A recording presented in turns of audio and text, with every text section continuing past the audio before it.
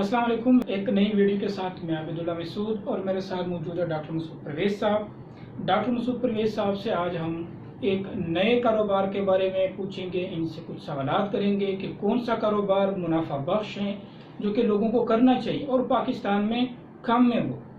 तो डॉक्टर साहब, आजकल जो है ना कौन सा कारोबार बेहतर है? लोग जो है वो एस्ट्रोलैब और IR के पीछे पड़े हैं। क्या ये वाकई मुनाफा बख्श कारोबार है? हाँ, बहुत अच्छा सवाल किया है, क्योंकि मुझे भी तकरीबन कोई 40 से 50 कॉलें रोजाना हिस्सा की आती हैं कि जी मैं सऊदी अरब से आ रहा हूँ, कोई कहता है मैं कतर से आ रहा हूँ, तो मैंने एस्ट्रोलैब पर RIR डालनी है, तो मैंने इतना सरमाया रखा हुआ है, तो क्या ये कैसा कारोबार है, कहाँ से मिलेंगे अंडे और कैसे होगा। मैंने पहले भी शायद 1-2 वीडियो में इसका जिक्र किया है। तो मसला ये है कि लोग बगैर सोचे समझे आप वो कारोबार कोई कर लेते हैं, पैसे गवा बैठते हैं, और जब पैसे गवा बैठते हैं तो फिर कहते हैं जी कि वो, तो कम से कम मेरे से ये उम्मीद तो ना रखें कि मैं उनको कोई गलत मशवरा दूंगा। मैं उनको बिल्कुल फैक्ट्स बताऊंगा, उसके बाद फैसला उन्होंने खुद करना है कि उन्होंने क्या करना है। मैं ना रोकूंगा, ना मैं ये कहूँगा कि करें, लेकिन मैं जो है इसके बारे में जो हकायक हैं वो बताना ज़रूरी समझता हूँ। आप जब RIR या एस्ट्रोलैब के बच्चे लेते हैं या अंडे लेते हैं, तो इस वक्त तकरीबन कोई 150 रुपये का मिक्स जो है और 250 रुपये का एस्ट्रोलैब का प्योर बच्चा मिल रहा है। अब आप वो लेके आते हैं और उसके बाद जो है आप उसको पालते हैं, और 6 महीने बाद पता चलता है जी आधे तो मुर्गे हैं, तो मुर्गे ने तो अंडे देने ही नहीं है। अब पहली जो बात गलत है ना, जहाँ से ये सिलसिला चला है, ये काम खराब किया है यूट्यूब ने कि किसी ने ऊपर वीडियो अपलोड कर दी जी कि जो एस्ट्रोलैब है वो 320 अंडे देती है। हालांकि 320 अंडे कभी नहीं देती। 320 पर ईयर एक साल में 320 अंडे देती है। हालांकि ऐसा नहीं है, वो 220 देती है।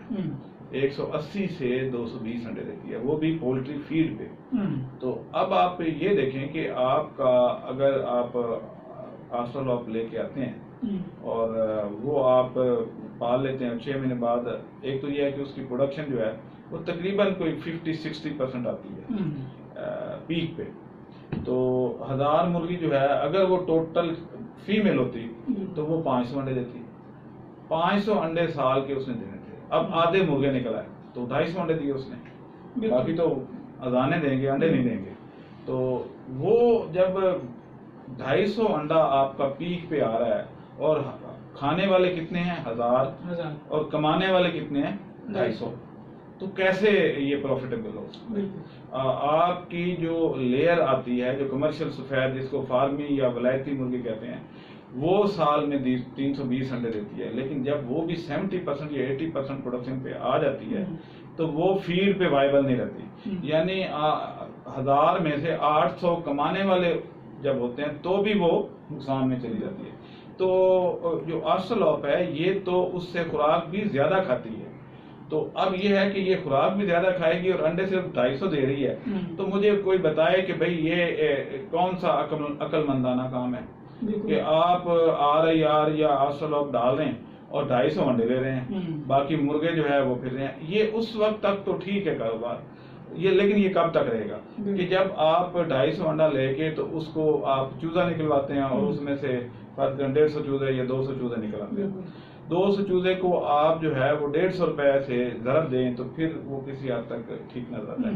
लेकिन ये हर बंदा अगर अंडों से चूजे ही निकलवाएगा तो ये एक वक्त आएगा कि ये सैचुरेशन हो जाएगी, हर एक के पास इतने निकलवाने वाले हो जाएंगे, चूजा इतना ज्यादा हो जाएगा कि फिर चूजा नहीं बिकेगा। फिर अल्टीमेटली इसने अंडे को ही खाया जाना है जो इंसानों की खुराक है।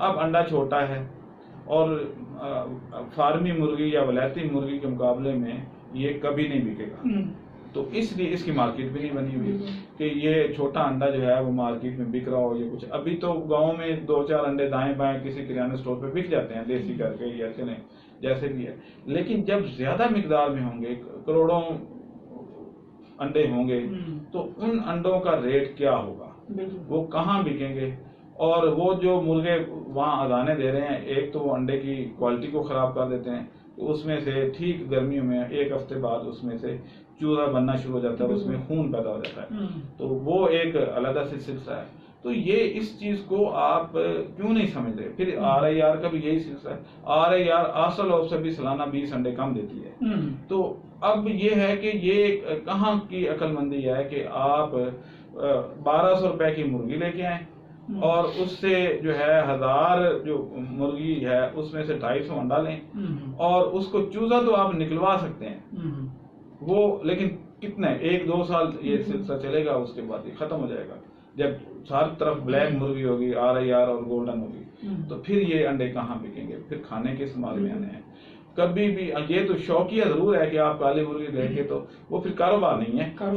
شوق پہ تو لوگ کافی خرچ کرتے ہیں، شوق اچھا ہے، کاروبار میری نظر میں نہیں ہے۔ یہ کاروبار وہ مین کیا وجہ ہے جو کہ آپ آسٹرالاپ اور IR کو آپ فائدہ مند نہیں سمجھتے؟ مین کیا وجہ ہے اس میں؟ مین وجہ یہ ہے کہ ایک تو یہ اتنے انڈے نہیں دیتی، دوسرا اس کا اپنا مرغی کا ریٹ بہت زیادہ ہے، پھر تیسرا یہ ہے کہ یہ خوراک زیادہ کھاتی ہے۔ اب زیادہ خوراک آپ آج کل وہ GMC کی گاڑی کیوں نہیں رکھتے؟ چھوٹی گاڑی 660 cc کیوں رکھ رہے ہیں؟ کہ سفر کرنا ہے بھائی، ہم نے اکنامیکل سفر کرنا ہے۔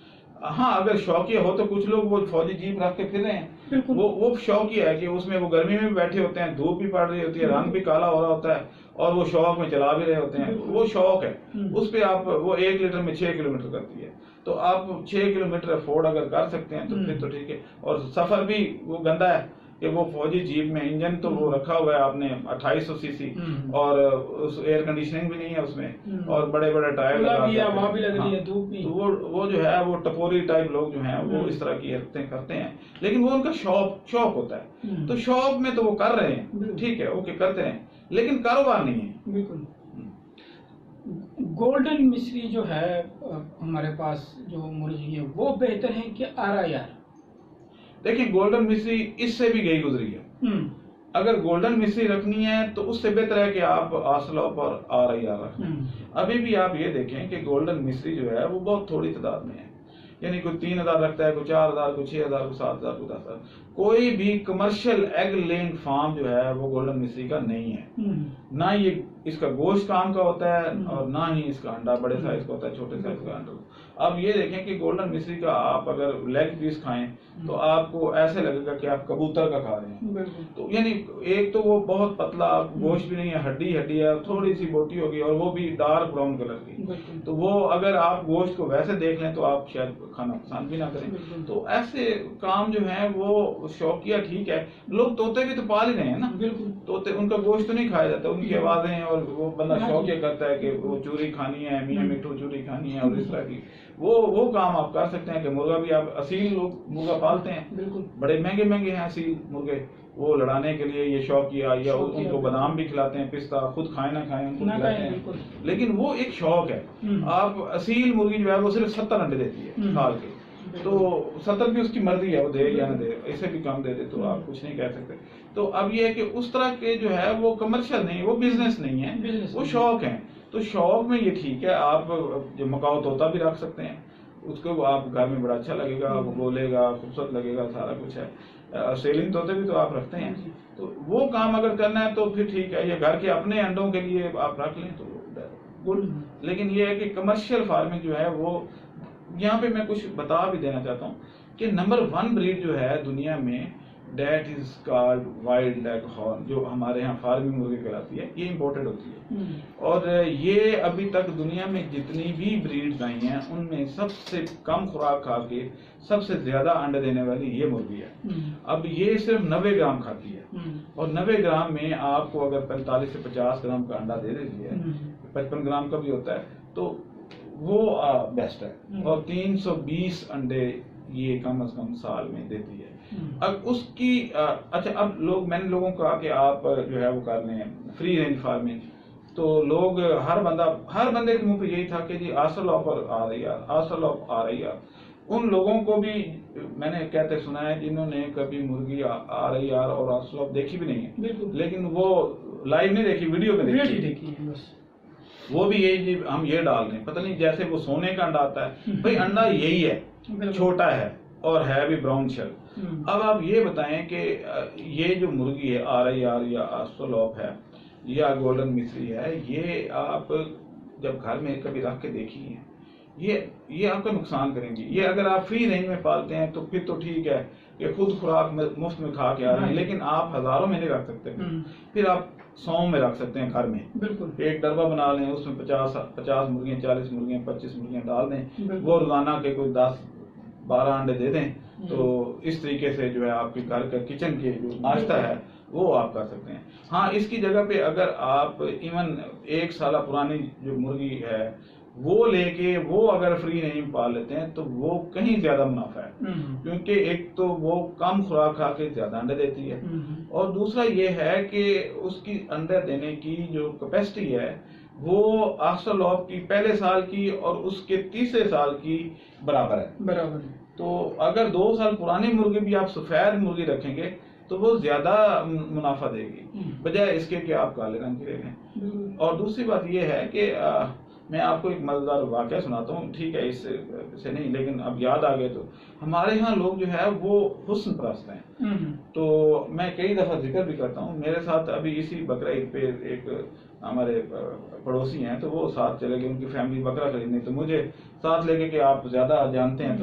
تو وہاں پہ ایک بہت اچھا بکرا مل رہا تھا کالے رنگ کا اور بیتل بریڈ کا، تو انہوں نے وہ نہیں لیا اور اسی قیمت میں چھوٹے سائز کا ایک بکرا لے لیا.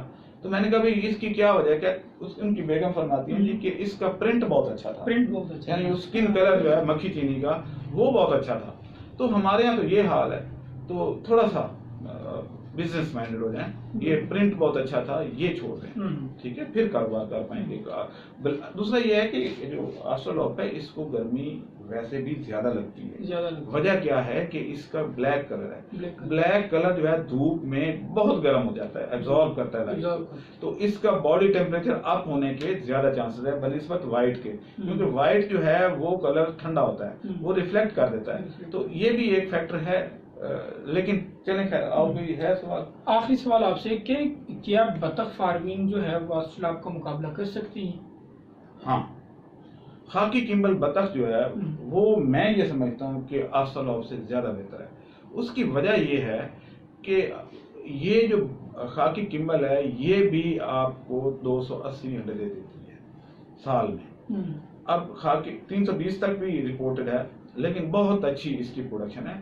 اور یہ خاکی کمبل جو ہے اس کو بیماری نہیں آتی کوئی. پھر یہ ہے کہ یہ خشکی سے بھی خوراک تلاش کر لیتی ہے اور پاؤنڈ سے بھی تلاش کر لیتی ہے، گندگی سے بھی تلاش کر لیتی ہے. پھر آپ کو ایک اور بینیفٹ جو یہ دیتی ہے وہ یہ ہے کہ آپ کے علاقے سے مکھی مچھر یہ غائب کر دیتی ہے، کیونکہ پانی کے اوپر جو ہے وہ مچھر انڈے دیتا ہے اور لاروا اس کا پانی میں ہوتا ہے، ڈینگی یہ، تو یہ اس کو فلٹر کر لیتی ہے منہ سے. تو اس لیے چلو تھینک یو. آج کے لیے اتنے ہی کافی. انشاءاللہ بہت جلد دوبارہ حاضر ہوں گے ایک نئے ویڈیو کے ساتھ. کائنڈلی اس چینل کو شیئر کریں، سبسکرائب کریں اور بیل آئیکن کو دبائیں. Thank you so much.